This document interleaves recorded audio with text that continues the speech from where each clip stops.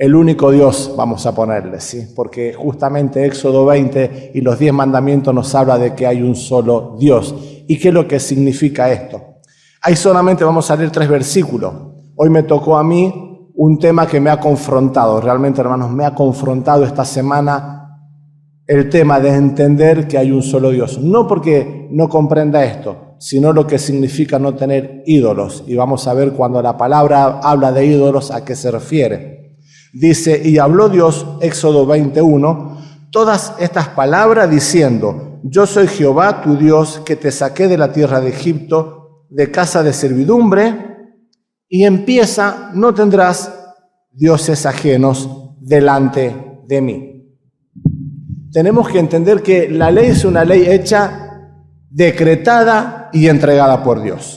No fue que a alguien se le ocurrió, vamos a inventar una ley y vamos a darla a nosotros mismos. Fue una ley que fue hecha, decretada y entregada por Dios. Y cuando Dios habla y nos da su ley, nosotros no podemos hacer oídos sordos. Miren, cuando Dios nos habla, estamos en problema. No porque Él nos quiera complicar la vida, nos quiera amargar la existencia. El tema es que cuando Dios habla a nuestro corazón, confronta nuestra vida.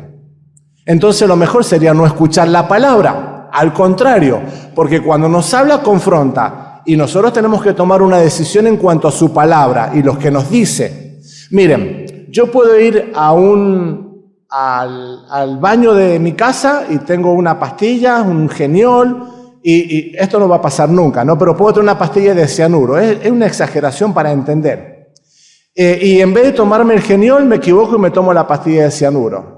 Miren, lo crea o no lo crea, si me tomé la pastilla de cianuro me voy a morir, por más que yo crea que estoy tomando un geniol. Esto es lo mismo con la palabra. Yo crea o no crea lo que Dios dice, lo que va a pasar, va a pasar. Lo que Dios dice va a pasar.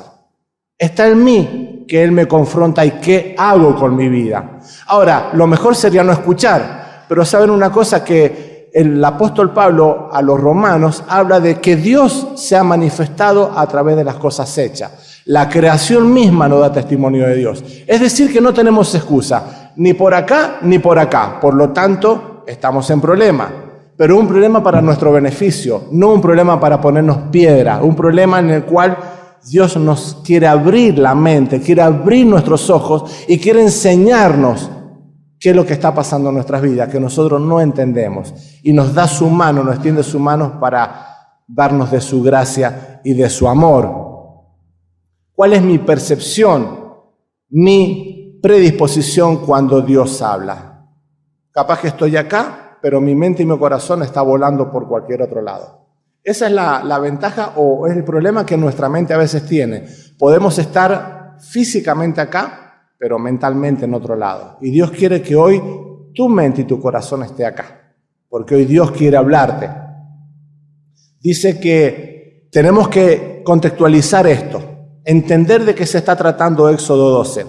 Le contaba a mi esposa y a Eva recién que hace un par de años atrás en Buenos Aires, siempre pasa, en Mendoza, en Buenos Aires, en La Valle suele suceder, que los chicos que tienen autos y motos hacen picada, corren, y en una de las tantas veces, una persona en unas picadas atropelló a una mujer embarazada y mató a su bebé, a su embarazo y a ella.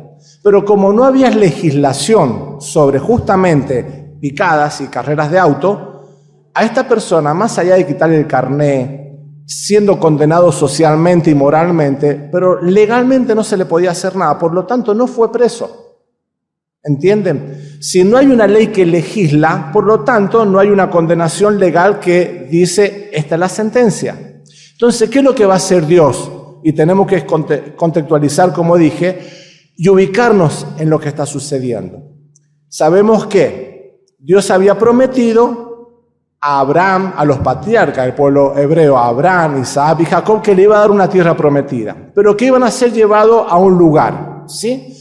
Pasaron un tiempo, el pueblo de Israel es llevado a Egipto, justamente por una de las situaciones que pasó, que los hermanos de José le vendieron por envidia, es llevado a Egipto y después cuando hay necesidad y escasez, José trae a su familia. Todo muy bonito hasta ahora, ¿sí? Los primeros años del pueblo o de Jacob con sus hijos, entraron 70 personas a Egipto, Todo muy bonito, todo lindo como una película de Hollywood, todo muy lindo, todo parecía color de rosa. El problema es que murió José, murieron sus hermanos, murió Jacob, su papá, y después estuvieron casi 430 años, los cuales se transformaron en esclavitud. ¿Correcto? Una esclavitud que subyugaron al pueblo de Egipto, una esclavitud que lo bajaron hasta lo más bajo, pisoteado, avergonzado, miserablemente viviendo, subyugado bajo un pueblo que los tenía atormentado. Entonces Dios dice que se acordó, no es que se había olvidado, llegó el tiempo en que Dios vino y escuchó el gemir de este pueblo que era suyo, pueblo en el cual Dios había prometido a sus patriarcas que le iba a dar una tierra prometida. Entonces Dios viene, prepara el terreno, hace nacer a un libertador, a quien le iba a sacar en libertad, a Moisés. Moisés es llevado, es probado. Cuando Dios se presenta a Moisés, viene y los rescata de la mano de Egipto, ¿correcto? ¿Se acuerdan? Hemos estado viendo este tema. El tema es que ya pasó todo esto, Dios se manifiesta con mano poderosa, con las 10 plagas, la salida de Egipto poderosamente, abriéndose el mar, y ahora están en un camino de 40 días a Canaán, la tierra prometida, la actual Israel, ¿correcto? Nada más que ahora está diezmada, muy chiquito, pero el territorio prometido abarcaba mucho más grande, ¿sí? Entonces era un camino de 40 días, y ya habiendo pasado esta angustia, este dolor, esta esclavitud que lo tuvo durante casi 14 generaciones, ¿sí? Muchos de ellos quizás ya ni conocían quién era Dios. Ya ni conocían las promesas que se le habían dado. Otros sí, como la mamá de Moisés, que confió y dejó a su bebé en una canasta, sí, en el río, porque iban a matar a todos los niños. Entonces, habiendo pasado todo eso, Dios, una vez que los saca con mano poderosa, ya no los perseguía Faraón, ya no tenían pueblos enemigos, no había ninguna acechanza. Entonces Dios dice, vengan para acá. Los tiene en el desierto. El domingo pasado leímos Éxodo 19, cómo Dios se presenta ante el pueblo hebreo. Entonces ahora Dios va a establecer sus reglas. Un pueblo que no tenía identidad, un pueblo que no tenía nada en qué aferrarse, un pueblo que vivió durante 430 años en idolatría, como vimos la cantidad de dioses que tenía Egipto, y estaba contaminado con idolatría. Miren, no sé cuál es su situación espiritual hoy, pero le aseguro, no porque soy adivino, no porque leo la mente ni el corazón, porque nosotros hemos pasado por donde usted está hoy. No somos nada especial, hemos pasado por la misma experiencia, pero le aseguro que hoy Dios lo está trayendo a usted a un desierto. Un desierto que aunque hayamos muchas personas, hoy usted está solo delante o sola delante de la presencia de Dios en un desierto y Dios quiere hablar con usted. Y eso es lo que hace Dios con nosotros. Cuando llegamos en una situación extrema, que no sé cuál será su situación extrema, Dios lo trae al desierto y lo confronta a usted personalmente, porque Él sabe cuál es su problema. Usted sabe cuál es su problema y Dios sabe cuál es su problema. Y Él quiere confrontarlo y mostrarle. Quiere que usted empiece a caminar bajo las reglas de Él, pero para eso hay que hacer algunas cosas. Entonces Dios trae al pueblo, los confronta, muestra su santidad y le da el conjunto de normas y reglas que es la ley. La ley era un conjunto en lo cual incluye estas 10 mandamientos. Después, hasta del 21 al 23, habla de una serie de normas, de la interrelación de las personas. ¿Se acuerdan? Ojo por ojo, diente por diente, para mencionar una de ellas, ¿sí?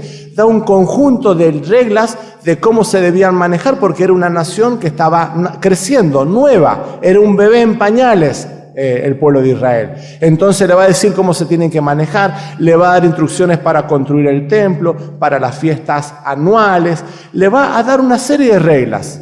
Después es una ley en la cual es oral. Esto que estamos leyendo, Dios, estando en el monte del Sinaí, habla al pueblo de Israel.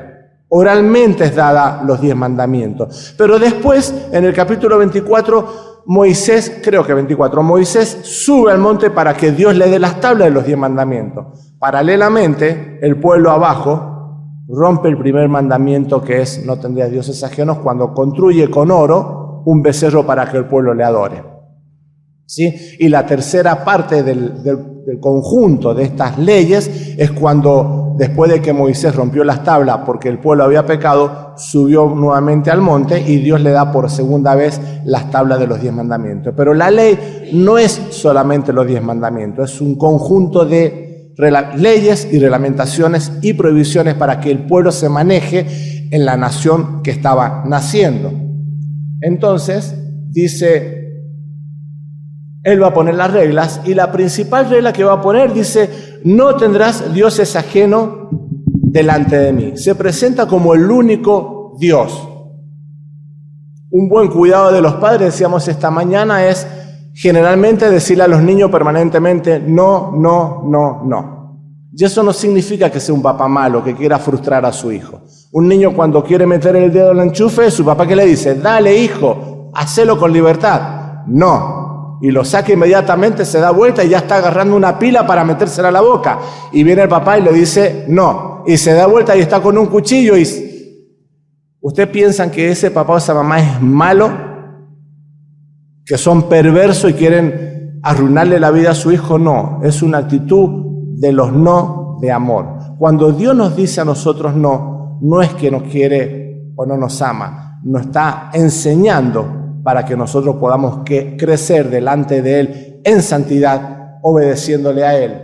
Dice Proverbios 22:15, la necedad está ligada en el corazón del muchacho. Acá podríamos analógicamente comparar a la nación de Israel surgiente, ¿no es cierto?, en este momento naciendo como un niño, como un muchacho adolescente. Dice, la necedad está ligada en el corazón del muchacho, mas la vara de la corrección le alejará de él.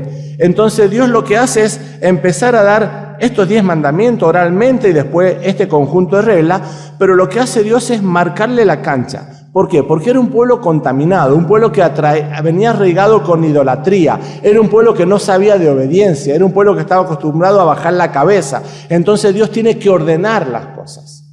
Ordenar las cosas porque Él los ha adquirido como pueblo, ¿sí? Y a nosotros, hermanos, dice que nosotros somos nación santa, un real sacerdocio, para anunciar las virtudes de aquel que nos llamó de las tinieblas a luz. Lo mismo hace Dios con nosotros. No solamente nos lleva al desierto en nuestro momento más difícil, sino que nos habla con amor, nos muestra el cariño y el amor del Señor Jesús en la cruz, derramando su sangre por nosotros. Y cuando nosotros entendemos que su amor nos salva, es cuando ahora Dios empieza a poner reglas en nuestra vida y nos dice: Sergio, no, no, no, sí, vamos para adelante, no, no, no. Empieza a marcarme mi vida, porque yo era una persona pecadora y contaminada. Venía y pertenecemos a una raza caída. Por cuanto todos pecamos o pecaron, estamos destituidos de la gloria, de la presencia de Dios.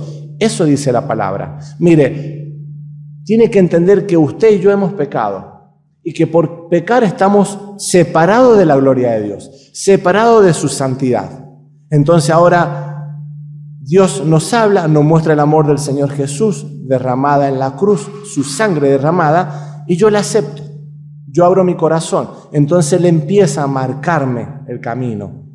Dentro de ese marcarme el camino es empezar a andar en santidad. Y algo que vimos en el capítulo 19 es que la presencia de Dios descendió al monte Sinaí. Y Dios lo que hace es poner límite al monte. Y le dice a Moisés: mira, Moisés, ni los ancianos del pueblo, ni el pueblo, ni los animales pueden traspasar estos límites, porque ahí me he sentado yo. Ahí en el monte Sinaí está mi gloria. Y si alguien traspasa, ustedes lean Éxodo 20, traspasa esos límites, va a morir indefectiblemente. ¿Saben por qué? Porque yo soy santo y ustedes son pecadores. Ustedes no pueden traspasar mi santidad. Ustedes han sido separados. Desde el día que pecaron, han muerto espiritualmente.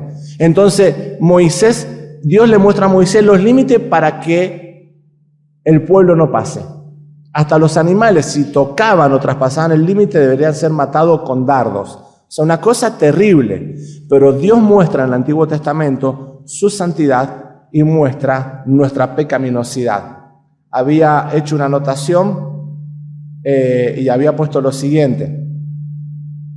Dice la palabra que el propósito de la ley es la manera en que Dios nos muestra nuestro pecado y nos despoja a nosotros de nuestra justicia a fin de que podamos clamar por la misericordia y la gracia divina. Mire, Dios cuando nos da la ley nos muestra nuestra miseria. Antes no había legislación sobre mis pecados, por lo tanto Dios no me podía condenar, pero ahora dice, no tendrás dioses ajenos. Y la lista es larga, no te harás imágenes, no tendrás el nombre de Jehová en vano, respetarás el día de reposo, a tu mamá y a tu papá lo tenés que respetar, no matarás, una serie de todos no. Y si nosotros ahora que tenemos la ley la quebrantamos, por lo tanto, al quebrantarla, Dios ahora nos puede juzgar.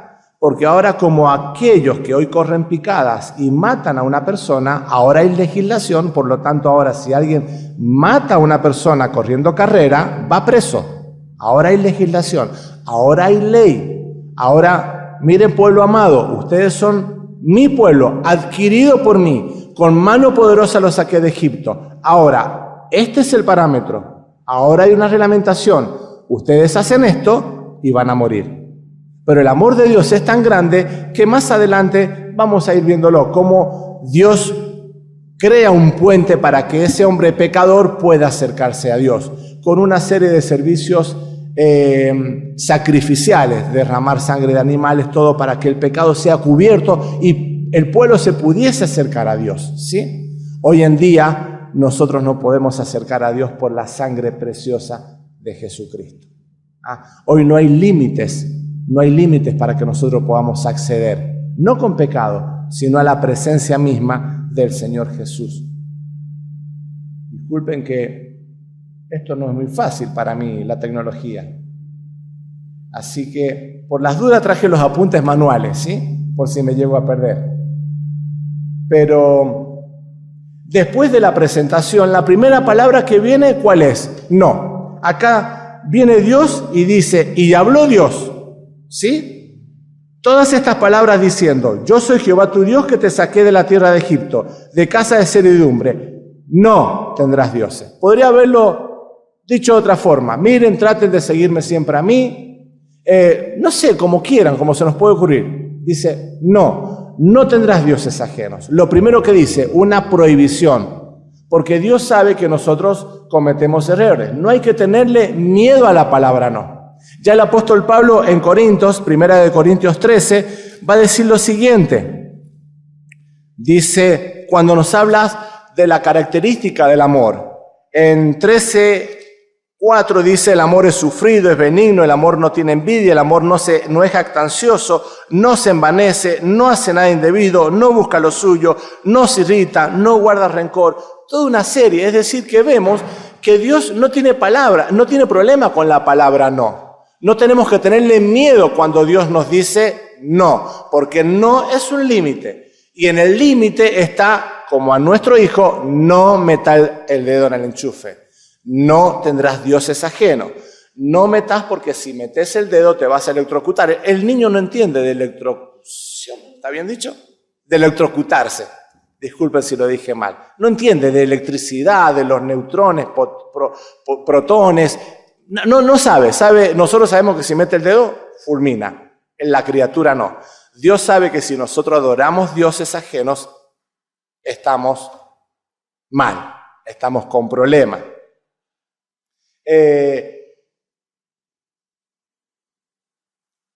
¿Cómo visualizamos nosotros cuando Dios nos dice tantas veces no? Hoy la gente que no conoce a Dios, cuando se le pone el contexto espiritual de Dios y de las reglas que Dios pone, hoy en día la gente siempre protesta, se queja. Pareciera que Dios viene a poner prohibiciones y a hacernos difícil la vida. Yo me acuerdo cuando empecé a tener conciencia de Dios, ya de pecado, ¿no? A mis 12, 13 años, que con mi amigo Lalo, Eduardo, vecino, y su familia, a lo cual agradezco a Dios que haya puesto esa familia en mi vida, porque a través de ello hoy conocí al Señor. Yo me acuerdo que hablaba con él y siempre uno fantaseaba, ¿no? Y yo decía, no, el año que viene voy a tomar la decisión. En mi inocencia, con 12 años, y a los 13, y a los 14, a los 16 años abrí mi corazón al Señor. Pero yo siempre me acuerdo que decía, no, primero voy a disfrutar. No sé de qué, pero yo decía voy a disfrutar. ¿Sí? No sabía de qué se trataba esto. Yo pensaba que conocer a Dios, o a veces la gente, cuando uno le habla de Dios, parece que la gente dice, te tenés que hacer evangélico. No se trata de hacerse evangélico. Miren, no se trata de cambiarse de religión. No se trata de llenar una ficha y ahora soy cristiano evangélico. ¿Sí? Yo decía, no, voy a disfrutar. Como le decía, no sabía de qué, pero para mí conocer a Dios era una vida de prohibiciones. Tampoco sabía de qué prohibiciones, pero yo tenía esa idea que si yo hacía o tomaba decisión iba a tener prohibiciones de esto y de esto. Y recién estaban haciendo a la vida, ¿sí?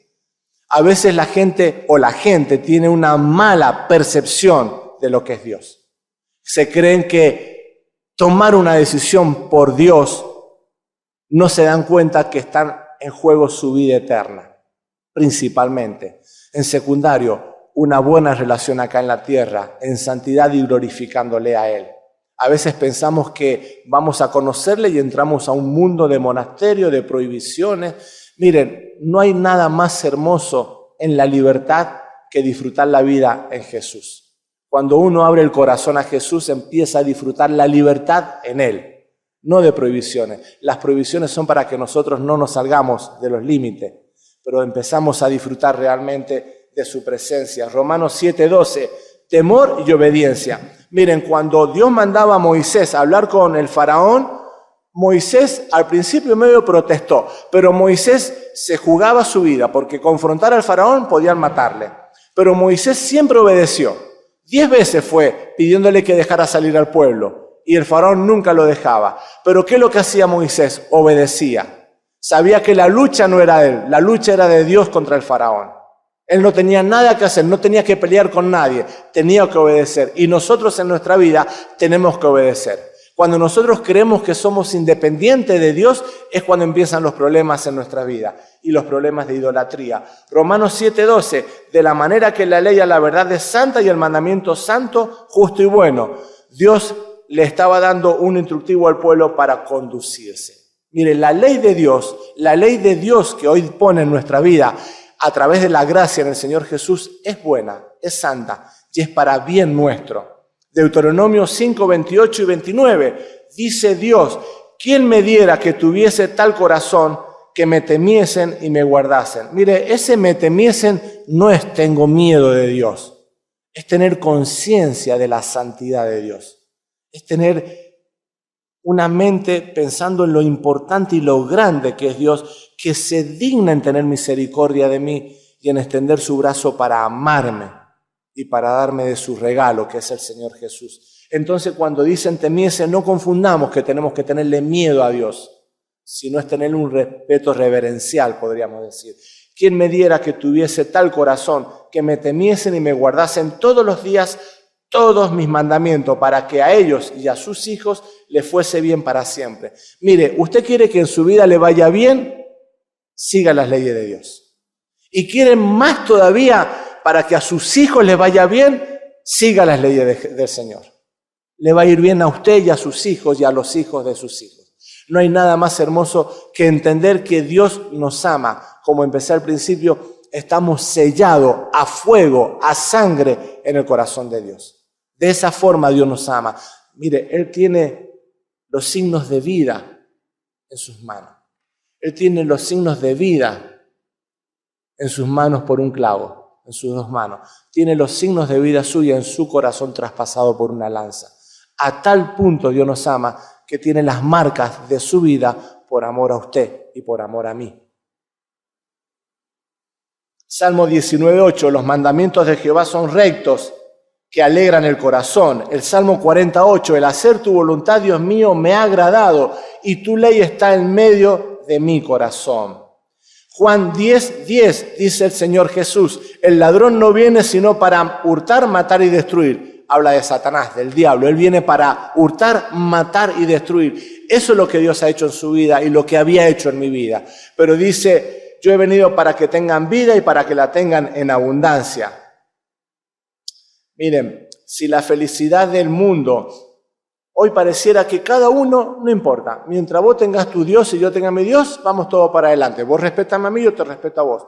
Miren, no se trata de que cada uno tenga su Dios, porque hay un solo Dios. No se trata de que mientras todos tengamos un solo Dios, dicen todas las religiones conducen a un buen camino. Mentira, es una vil mentira. La religión no ha logrado meter en el cielo a ninguna persona. Miren, ni la religión evangélica, ni la católica, ni la judía, ni la musulmana, a quien se le ocurra, no ha logrado meter a una persona en el cielo. La religión engaña, pero no es que la gente engañe, es que la religión no puede hacer nada. El único que puede hacer algo es el Señor Jesús, porque hay un solo Dios y un solo mediador. Entre Dios y nosotros, Jesucristo hombre. Él fue el que vino y murió en la cruz. Y miren, ¿sabe cuál es el trabajo del Señor Jesús ahora? Hoy extiende una mano para nosotros y otra mano para Dios. Nos acerca a nosotros a Dios y acerca a Dios a nosotros. Hace de puente entre Dios y nosotros. La religión no puede hacer absolutamente nada. Mire, si usted hoy quiere hacerse evangélico, firmar una ficha y dar todo lo que quiera y dar sus bienes, dar su vida, no va a servir de nada. Porque no le va a llevar a ningún lado. Solamente va a salir engañado una vez que traspase esa puerta. El pueblo hebreo, aunque había crecido después de la salida de Egipto, comenzaba sus primeros pasos. Por eso Dios tiene que ponerle leyes en sus corazones y hacerle entender por los caminos que debían andar. Los 10 mandamientos son la expresión de un Dios santo y justo, preocupado por su santidad y su justicia en nosotros. Pero al mismo tiempo es la expresión de un creador y padre que procura el bien de los hijos. ¿Qué papá y mamá no va a amar a sus hijos? ¿Quién puede no amar a sus hijos? Sino que le va a mostrar el camino para que se conduzcan y para que sean hijos fructíferos, que triunfen en sus vidas como personas, como profesionales, como hijos, como esposo, como esposa, y que se desarrollen. Dios quiere lo mismo de nosotros. Quiere que nosotros primero le conozcamos a Él y después quiere que nosotros empecemos a vivir una vida en santidad como Él es santo y que vayamos creciendo en la santidad de Dios. No tendrás dioses ajenos delante de mí. ¿Por qué? Hay una sola razón, porque no hay otro Dios. Entonces, ¿por qué Dios de pronto nos pone en una cosa rara? Él sabe que no hay otro Dios, pero le está diciendo al pueblo no tengan otros dioses. ¿Cómo es esto? Parece medio enredado, pareciera, ¿no? El problema es que Dios no compite con otros dioses, porque no hay otro Dios. Él sabe que no hay otro Dios. El problema es en nosotros, que nosotros le damos figura a ídolos que reemplazan a Dios. Y lo vamos a ver en un segundo. Él no depende de nadie y todas las cosas dependen de Él. Los dioses de los pueblos fueron creados por los adoradores. Isaías 2:8 dice, además su tierra está llena de ídolos y se han arrodillado ante las obras de sus manos y en lo que fabricaron sus dedos. Es decir, que los ídolos son obras de nuestra fabricación. Isaías 44 y 46 habla del herrero, cómo crea imágenes y le adoran. Habla del carpintero, cómo crea imágenes y se postra y le adora. Y dicen, son necios, porque la imagen ni escucha, ni oye, ni siente, ni habla. Y son tan necios, que de la figura que hacen, lo hacen su Dios, lo hacen su ídolo. El apóstol Juan, en su primera carta, en el último capítulo 5:21, dice, hijitos guardados de los ídolos. El apóstol Juan. Es decir, que tenemos que entender que aquellos que no conocen a Dios no solamente tienen problema con los ídolos, aquellos que conocemos a Dios también tenemos problemas con los ídolos. Y vamos a ver por qué. Miren, pareciera que este mensaje de la idolatría fuese un mensaje fuera de lugar, fuera de contexto, fuera de tiempo. Hoy ustedes pueden decir, Sergio, mira, yo no tengo en mi casa imágenes, ídolos, no adoro a Zeus, a Apolo, no estoy adorando a Baal, a Acera, la diosa del amor y del sexo, a Baal, a Moloch, el dios de donde se sacrificaban los hijos. Estamos con un mensaje pareciera fuera de contexto, fuera de lugar. Mire, me parece que le escapamos al tiempo. Parece que le escapamos al tiempo. Miren, la idolatría no depende de nombres, sino de todo aquello que es objeto de nuestra confianza. Todos esos dioses que antes se adoraban con imágenes, hoy representan diferentes cosas en nuestras vidas. Hay algunos que la idolatría es, o su Dios es la fuerza, que se creen súper, que creen que todo lo que alcanzan es por el esfuerzo de sus manos. Y es cierto, es por el esfuerzo de sus manos, pero lo primero es la fuerza de ellos, o sea, aquellos que logran cosas. ¿Está mal? No. Mire, una de las cosas donde Satanás nos engaña en cosas lícitas. Porque pareciera que esforzarse, trabajar y lograr cosas está mal. No, es lícito. Es dónde está puesto esa fuerza. ¿En el lugar de Dios o Dios está primero que ellos? Para otros, la idolatría es el dinero. Trabajan solamente para obtener dinero. Y pareciera que el dinero es malo. Miren, el dinero es amoral. No es ni bueno ni malo. Pero nos gusta tenerlo, ¿sí? Es mejor tenerlo por las dudas, ¿no? Miren, el dinero es amoral, no es ni bueno ni malo. El problema es el lugar que nosotros le damos al dinero. Hay personas que pueden tener mucho dinero, pero su corazón no está en el dinero, su corazón está en Dios, como Job. Dice que Job nos va a hablar de que si él hubiese puesto, después de las pruebas grandes que pasó, hubiese puesto su corazón en las grandes riquezas que había hecho, hubiese negado a Dios. Hay personas que tienen mucho dinero y no aman el dinero, lo ponen al servicio de Dios. Y hay personas que son pobres y su obsesión es el dinero. O al revés, hay personas que tienen mucho dinero y indefectiblemente aman el dinero, y hay otros que no tienen y no lo aman. Miren, no es el tener mucho o el tener poco, es dónde está el corazón en cuanto a lo que tenemos. ¿Sí? No podemos tener dioses o a Dios o al dinero. No podemos tener el corazón en Dios y el corazón en el dinero. Podemos tener dinero, sí, pero que nuestro corazón esté en Dios. Miren, para otros la idolatría es la fama, para otros la grandeza, la familia. ¿Ven cómo Satanás utiliza cosas lícitas para sacarnos de foco de cosas que son buenas y hacer que esas cosas terminen siendo idolatría y sacando el primer lugar a Dios?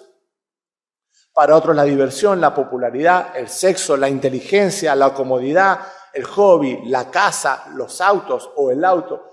Todo aquello que atrapa nuestro corazón es un Dios.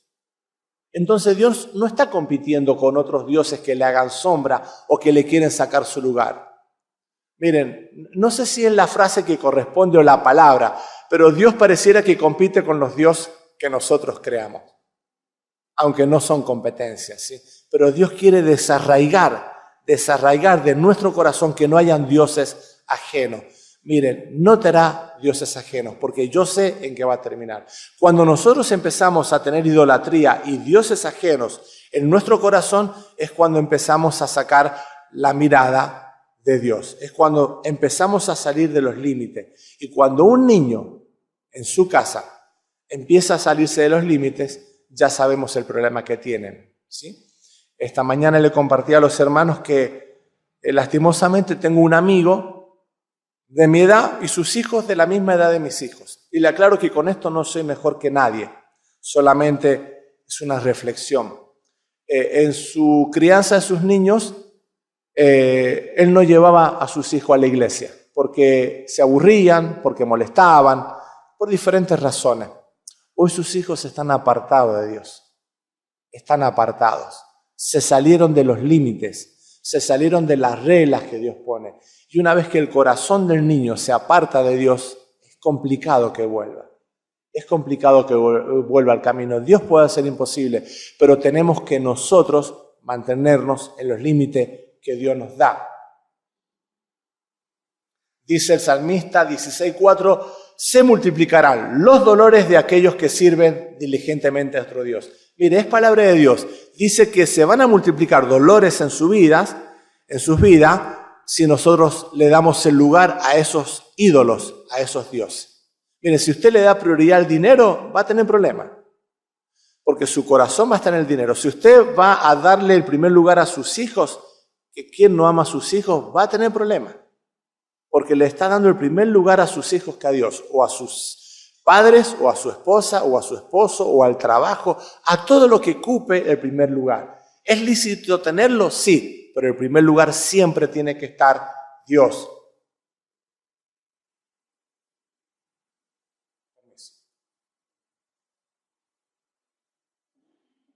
algo muy importante en tener en cuenta.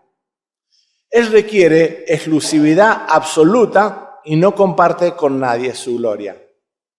Repito, Él requiere exclusividad en su corazón absoluta y no comparte su gloria con nadie.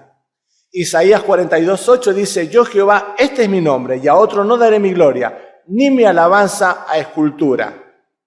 Josué dice: si mal os parece servir a Jehová, los confronta al pueblo, los llama ya cuando están llegando a la tierra de Canaán y les va a decir muy seriamente Josué: si mal os parece servir a Jehová o servir a Dios, escoge hoy a quién sirváis, si a los dioses a quienes sirvieron nuestros padres cuando estuvieron del otro lado del río, o a los dioses de los amorreos en cuya tierra habitáis, pero yo y mi casa serviremos a Dios. Dios requiere exclusividad, no comparte nada con nadie, no comparte su gloria con nadie. Absolutamente Él quiere que nuestro corazón sea exclusivamente de Él. Nos llama a hacer una elección. Miren, la esencia de la ley es entender que hay un solo Dios. La esencia de la ley es entender que hay un solo Dios también. Es como cuando Él dice: no tendrás dioses ajenos delante de mí. Es como, podríamos ejemplificarlo como un matrimonio. En el matrimonio no caben terceros, ¿no? ¿No es cierto? No puede haber un tercero en el matrimonio. Cuando hay un tercero hay un caos total.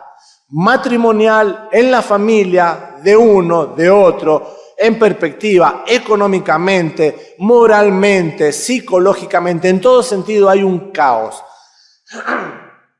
No puede haber un matrimonio con un tercero en discordia. No puede haber un matrimonio con un tercero.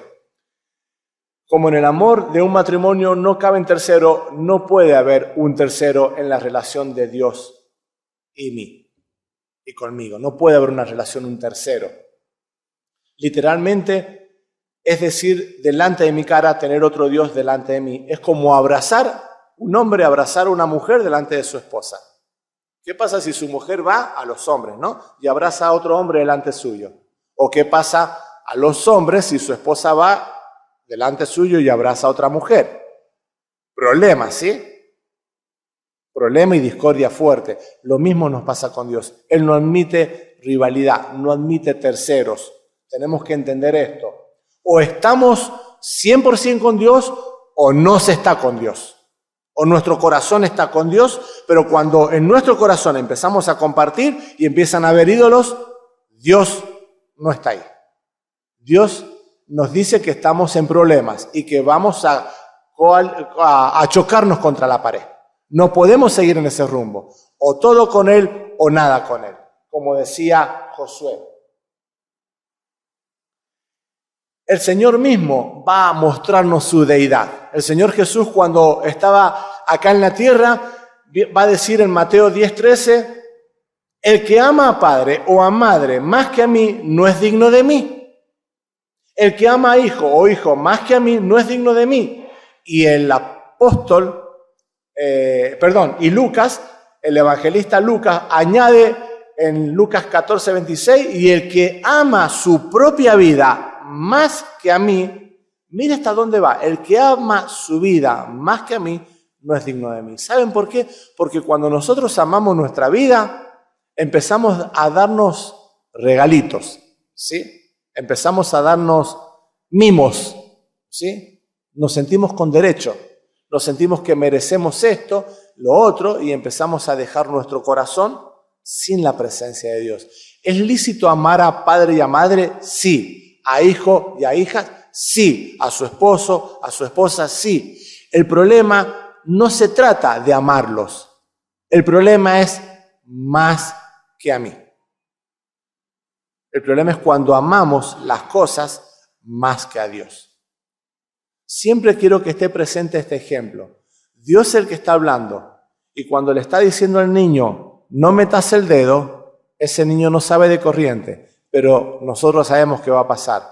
A veces nosotros queremos cuestionar las leyes de Dios. Miren, cuando Dios dio los mandamientos y este conjunto de reglas, Él no vino con alguna opinión, bueno, miren, yo di las reglas, este conjunto, ustedes, la iglesia acá en Sargento Cabral, disponga qué le parece bien para su sociedad, para su idiosincrasia, para su cultura, para la época, para el gobierno que está de turno. Fíjense si esto viene bien, lo toman, saquen algo, lo que les molesta o les parece que me pasé.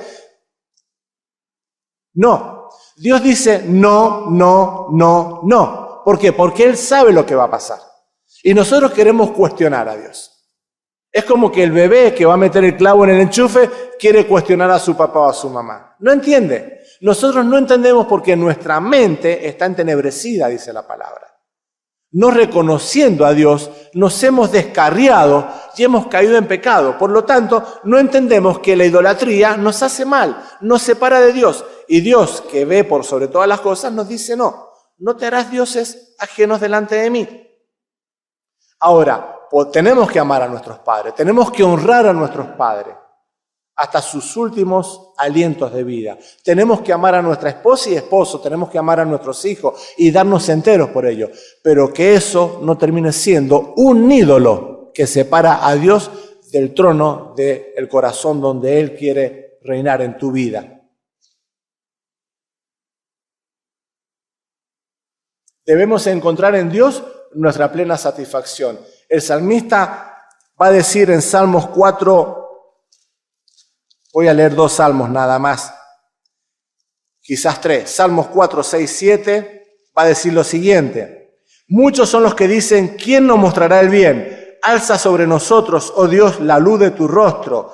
Tú diste alegría a mi corazón, mayor que la de ellos cuando abundaba su grano y su mosto. ¿Sí?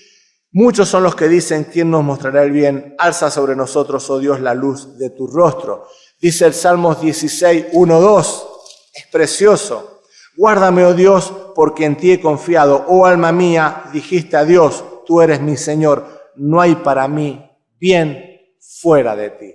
Qué claro que lo tenía el salmista. No hay para mí bien fuera de ti. No hay para mí bien fuera de las reglas que vos me das.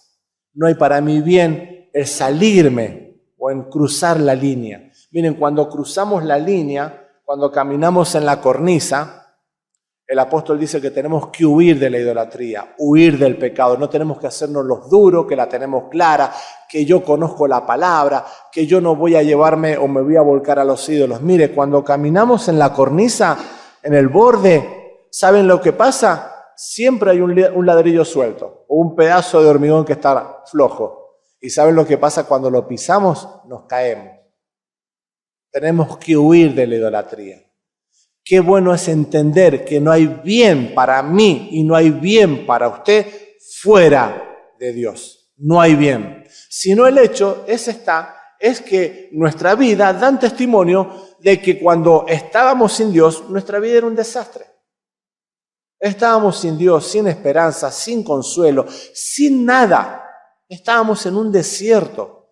Hoy podemos ver la primavera de Dios en nuestras vidas. Cuando aceptamos al Señor Jesús como nuestro Salvador, podemos empezar a ver el verano de Dios en nuestra vida y empezar a ver cómo empieza Dios a guiarnos y empezar a ver bien las cosas y entender que no hay bien para mí fuera de ti. Solamente en Él podemos encontrar el placer o lo que nos hace disfrutar de la vida. Salmo 33, 20, 22 dice: nuestra alma espera a Jehová, nuestra ayuda y nuestro escudo es Él. Por tanto, en Él se alegrará nuestro corazón, porque en su santo nombre hemos confiado. Sea tu misericordia, oh Dios, sobre nosotros, según esperamos en ti. Miren, Dios no nos va a defraudar. Si nosotros esperamos en Dios, Él nunca nos va a defraudar. Por eso nos dio sus leyes que están grabadas en nuestros corazones. Si nosotros acudimos a Él, una criatura puede acudir a su papá y a su mamá y pedirle comida y le va a dar un plato con veneno. Viene a pedirle un abrazo y su papá y su mamá le va a dar un latigazo. ¿Eso hace un padre y una madre por un hijo? Miren, cuando nosotros acudimos a nuestro Dios, Él nos abraza. Porque nos ama de tal forma, recién Jorge lo decía, porque miren, entiendan bien, de de tal manera amó Dios al mundo, que ¿saben una cosa? Que nos ha dado a su Hijo, al Señor Jesús, para que todo aquel que crea en el Señor Jesús, que murió en la cruz y derramó su sangre, no se pierda, mas tenga vida eterna. Es tan sencillo el amor de Dios, tan alcanzable ha hecho Dios la salvación para nosotros, pero que le costó tanto a su Hijo Jesús, que Él murió donde nosotros teníamos que morir. Él derramó su sangre para pagar el pecado que nos correspondía a nosotros. Nosotros deberíamos estar en esa cruz, pero Él murió por nosotros. De tal manera amó Dios al mundo que nos dio a su Hijo, para que todo aquel que en Él crea, miren, no en hacerse evangélico, no empezar a decir a partir de hoy me han puesto una serie de prohibiciones porque la iglesia en Sargento Cabral dice que no, para que todo aquel que en Él crea, no para llenar la ficha y cambiarse de religión, para que todo aquel que en Él crea, en Él, en el Señor Jesús, no se pierda, mas tenga vida eterna. Dice el salmista en el Salmo 63, es precioso, 1:3, dice, Dios mío eres tú, de madrugada te buscaré, mi alma tiene sed de ti, mi carne te anhela, en tierra seca y árida donde no hay agua, para ver tu poder y tu gloria, así como te he mirado en el santuario. Hay un salmo que quiero leérselo y el último de los salmos. Espero encontrarlo acá.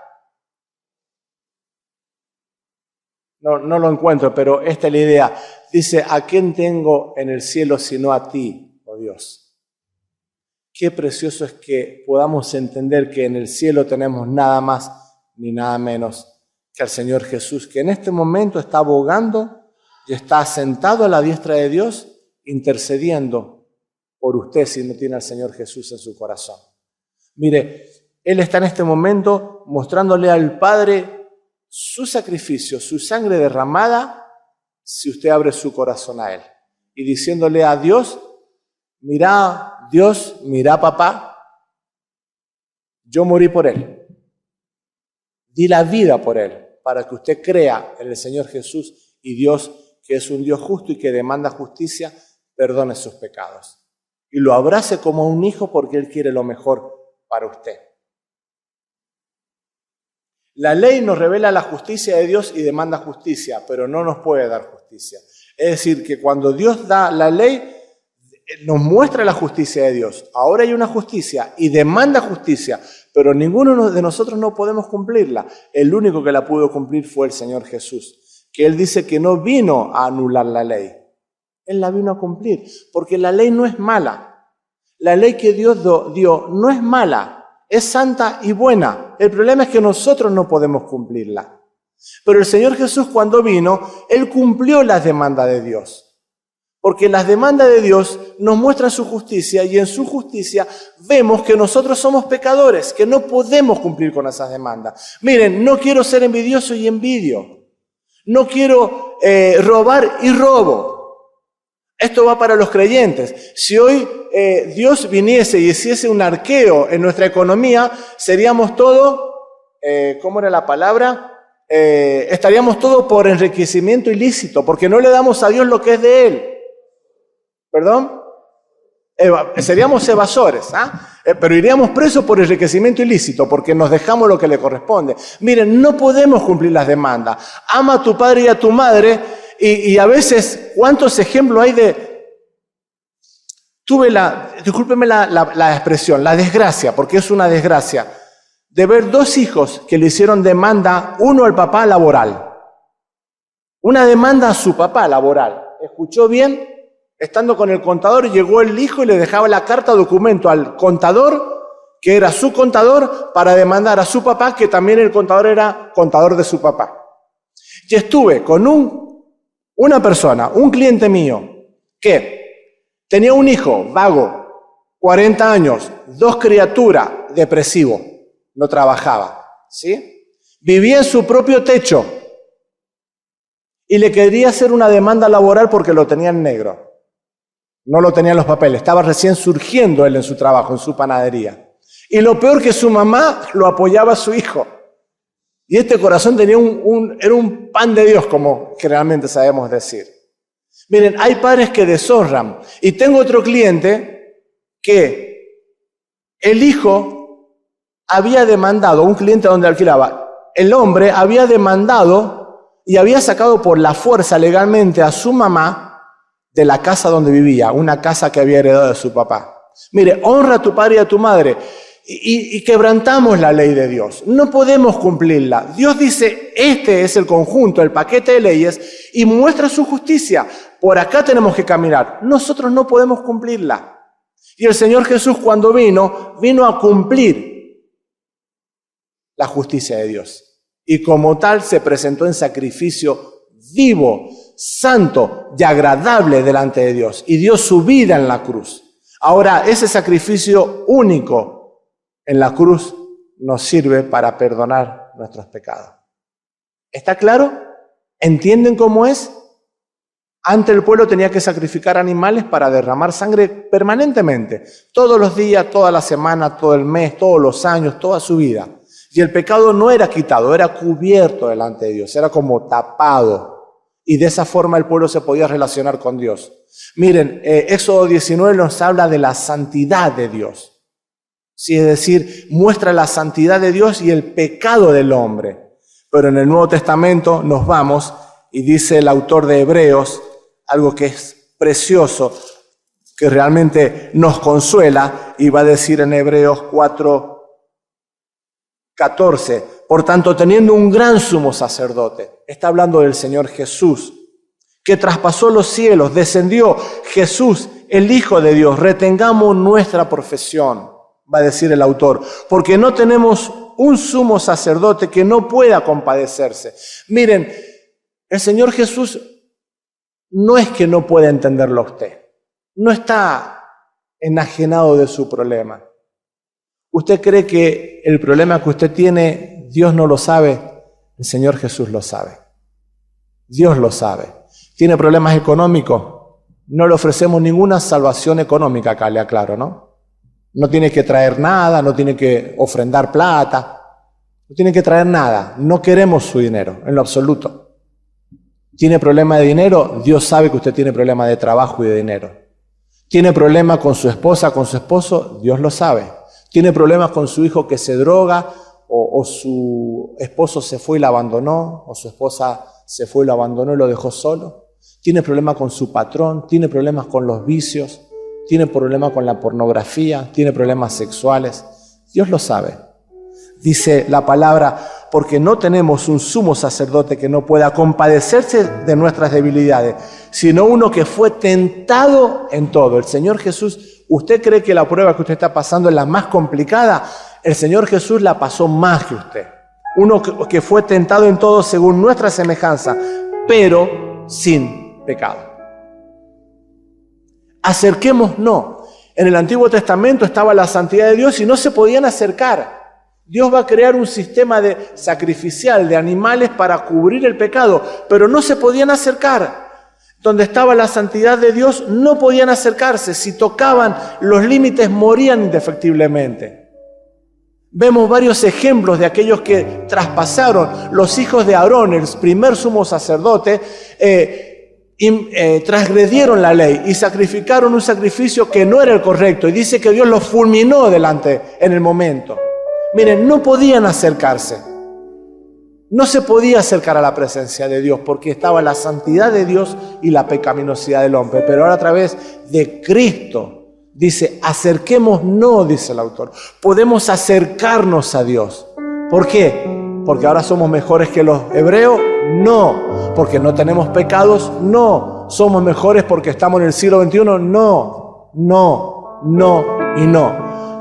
Podemos acercarnos porque el Señor Jesús tendió ese puente para llegar a Él. Acerquémonos pues confiadamente al trono de la gracia, a la presencia misma de Dios. Miren, su corazón no tiene consuelo, tiene dolor, no sabe para dónde disparar, está en el desierto de su vida. Acérquese a Dios. Miren, no se haga evangélico, acérquese a Dios. Usted no sabe cómo dirigirse, Dios sabe lo que está pasando por su corazón. Usted no sabe cómo expresar el dolor y cómo hacer para pedirle perdón. Dios sabe que usted le quiere pedir perdón. Acérquese al trono de la gracia. Acérquese a la presencia misma de Dios. Porque hoy está usted delante de Él en el desierto de su vida. Acerquémonos pues confiadamente al trono de la gracia para alcanzar misericordia. Miren, cuando usted se acerque a la presencia de Dios, Dios no se va a poner como un Dios de justicia y le va a decir, te lo dije. La famosa frase que decimos los papás, te lo dije. Viste, no hagas esto, te lo dije. Te dije, no sigas, no te drogues. Mira, no engañes a tu esposa y a tu esposo, te lo dije. Ahora sufrí, aguantátela. Ahora compadecete de tus pecados y hacé tu vida. Dice que Él abraza al corazón quebrantado. Mire, no le va a desechar, no le va a decir, te lo dije. No le va a echar en cara todos sus problemas para alcanzar misericordia y hallar gracia para el oportuno socorro. Miren, no tiene al Señor Jesús en su corazón, acérquese al trono de la gracia a través de Jesús y pídale perdón por sus pecados. Mire, es un Dios generoso, un Dios bueno, un Dios de amor que entregó a su propio Hijo por amor a usted y por amor a mí. Que podamos tener la sensibilidad de entender que si usted le abre el corazón a Dios, Él va a perdonarle. Él quiere generosamente regalarle